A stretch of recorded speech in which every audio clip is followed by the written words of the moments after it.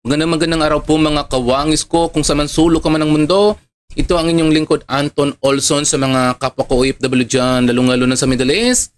Yumkin side sa mga nakasubscribe na sa akin dyan, Shukran Kater. Sa mga hindi pa, please subscribe my channel and likes my videos. Ngayon pag-uusapan po natin yung tungkol kay Atty. Panilo kasi ayon sa kanya, ang pagtanggal kay General Torre ay isang pamamahiya na ginawa ni Marcos Jr. o ni Bongbong Marcos. Dahil kung bibigyan mo naman ng isang tao ng isang trabaho sa ibang institusyon, kuno, dapat pinagre-resign mo na lang isang tao. Kasi nga kung tinanggal mo yung isang tao na walang kaabag-abag na mo tinanggal at hindi mo alam kung ano ang dahilan dahil tinanggal mo na lang, yan po ay malaking dagok o pamamahiya sa mga tao, lalo pa kay General Torre. Ayun po, panoorin po natin ang diskurso ni Atty. Topacio. Itong taong itong si Torre ay hindi sumunod sa patakaran. Kaya nga sinasabi ng DILG Secretary, we're a government of laws and not of men. Kung ano yung batas, sundin mo muna. Hindi mo pwedeng magpangunahan mo at ikaw ang masunod. Kung yun lang, kung itong pagtatanggal sa kanya, pinadaan nila sa, di ba, pwede mo namang kausapin siya. Mag-resign ka na lang para hindi masama ang dating sa'yo.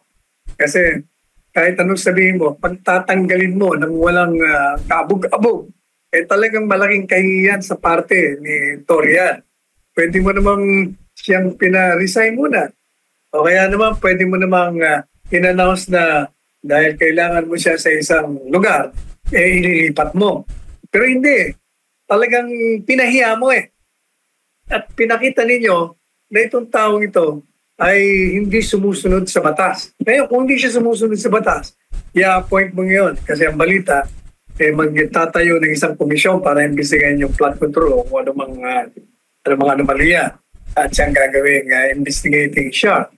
Kung yun tinanggal mo dahil sa hindi marunong sumunod sa batas, sa regulasyon, paano siya mag-iimbestiga sa mga hindi sumusunod sa regulasyon at sa batas at nagnanakaw? Hindi ba? Mali. Hindi mo pabayaan mo na siya magretiro. After all, deserving din siya. Habang tayo ay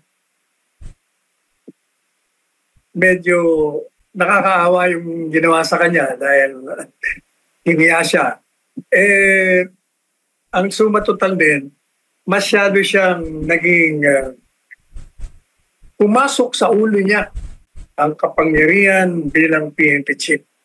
Yung ginawa niyang maras na pagsalakay na pwede namang hindi gawing karahasan ang pagsalakay sa Kingdom of Jesus Christ. Ang pagsira niya ng mga ari-arian, ang pag-organisa niya ng libu-libong mga pulis, overacting, overkill, lahat. Hanggang humantong ito sa pagsira mo sa banal na lugar, isang religious institution, sinira mo. Pangalawa, yung ginawa niya kay Presidente Duterte, alam niya naman na yun ay illegal dahil siya naman ay nakikinig sa mga pahayag ng iba't ibang mga may kaalaman sa batas at sinasabi na talagang mali yan. Alam naman ng bawat isa ay mali yan at politika lamang yan. Pero sinunod yan. At ngayon, dahil nasunod niya, lumakas siya. Kumbaga, lumakas sa may mga kapangyarihan at napupuri siya. At katunayan, nung sa SONA, pati yung kalokohan niya sa boxing match niya, na publicity stunt niya, na banggit ang ng Presidente Marcos sa kanya. SONA. Yun lang, lalo na makiulo. Kaya nakita mo yung nakita mo ba yung Franco, nakita mo ba yung viral? Nung bumisita siya o umaten siya ng isang official activity. 6 na motorcycle cops, 2 sasakyan, puno ng pulis ang nag-escort sa kanya. Pumasok talaga sa ulo. Yumabang masyado. Kaya pagkatapos po, pang mga pananalita niya tuloy, mga netizens Sinabi na kasi, mga pangit yung mga adik, langwam. Ngayon, dahil Di ba, inaakusahan ng presidente na adik daw. O parang pinatamaan mo na yung presidente. Mga ganun ba?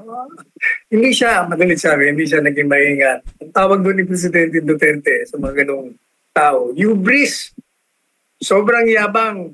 Nakalimutan niya na yung mga opisina, yung paghawak mo ng posisyon ay hindi forever yun. Walang forever dyan. May hangganan yan. Kaya tingnan mo, yung, kung ano yung kayabangan na ginawa mo, ayun, talagang pinaligapak ka. Kaya pati itong si Senador Bato, naaawa sa kanya. Kasi, Magic, kung ako naman yan, siyempre, mapapaya. Pagkatapos kung sino doon, yung mga illegal na order mo. Tapos bigla mo lang mong kilala ka pa. Alam mo, yan ang problema. Kaya sa akin, mali yung i-appoint mo. Parang lalo mo lang ang tao, lalo lang mawawala ng pagtitiwala sa appointing power. Dahil tinanggal mo na nga. O ayun mga kawangis ko, narinig nyo na. Malinaw na malinaw pa sa sabaw. Ayun po sa punto de vista ni Atty. Panelo, totoo naman po. Kahit sabihin pa ni General Torre na huwag kayong maawa sa akin, hindi daw siya naapektuhan. Huwag kayong maniwala doon. Saan ka nakakita na 3 months sinananggal ka, isa ka sa pinakamataas na posisyon sa PNP, tapos bigla kang tatanggalin, sasabihin mo hindi ka apektado. Isa yung kahangalan yan.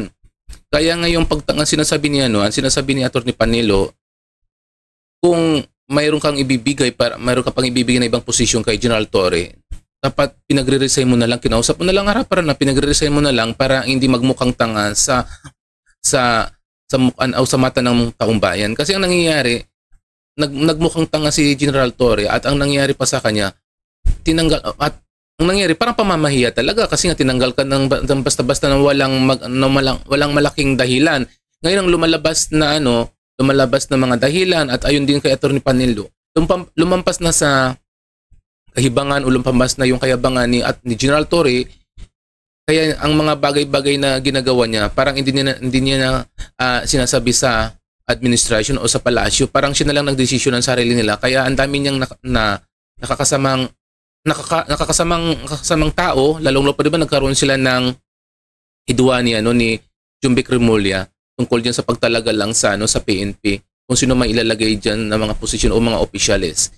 Kaya yan po ang unang pinag-uugatan kung bakit hindi na siya sumusunod si General Torre sa nangyayari. Kaya ayon po kay Atty. Panelo, yung kayabangan ni General Torre yung nagbigay sa kanya para matanggal siya. Kaso lang, mali lang po ang pagkatanggal kay General Torre kasi ang nangyayari parang pamamahiya na ang ginawa ni Bongbong Marcos Jr. So, ayan na po yung mga reaction natin mga kawangis ko. Sa mga hindi pa dyan nakasubscribe sa atin, please subscribe my channel and like my video. Sa mga kapwa ko OFW,